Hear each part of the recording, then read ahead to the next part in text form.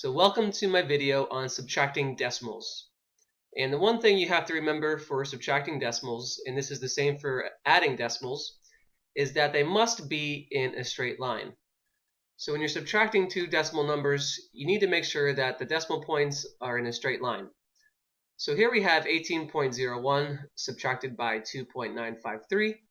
So let's set these two numbers up so we can subtract them. We have 18.01 being subtracted by 2.953. And notice how the two decimals are exactly in a straight line. They're right on top of one another. So that's the really important thing that you have to remember to do.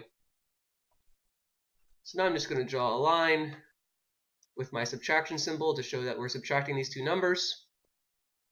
And one more thing that I like to do when subtracting decimals is I like to have the same number of units to the right of the decimal in both numbers. So notice in 2.953 we have 3 units to the right of the decimal, and 8.01 we only have 2 units to the right of the decimal. So I'm going to add a trailing 0 so they both have 3 units to the right of the decimal. 18.01 is exactly the same as 18.010. So now let's start subtracting these two numbers. We'll start all the way to the right. We have 0 minus 3. Since the 0 is smaller than the 3, we need to borrow from a number to the left. We can't borrow from the 1 because the 1 is smaller than the 5. We can't borrow from the 0 because the 0 is smaller than the 9.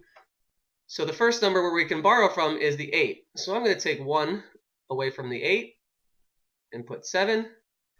Now I have to add 1 directly to the right. Now I need to keep on going because we need to add 1 to our last digit. So I'm going to take 1 away from the 10. So that becomes a 9. And add 1 directly to the right. Once again, we need to add 1 all the way to our digit to the right. So I'm going to take away 1 from the 11, which becomes 10, and add 1 directly to the right.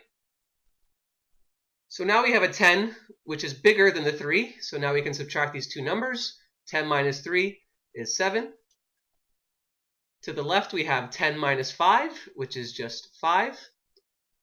Then we have 9 minus 9, which is just 0. Our decimal point still stays exactly in a straight line, so I'm just going to move the decimal point straight down. Then we have 7 minus 2, which is just 5. And 1 minus nothing, which is just 1. So we have a final answer of 15.057. So here are some more videos with some more example problems related to the video you just watched. I really hope you're finding my tutorials helpful. So until my next video, I will see you later.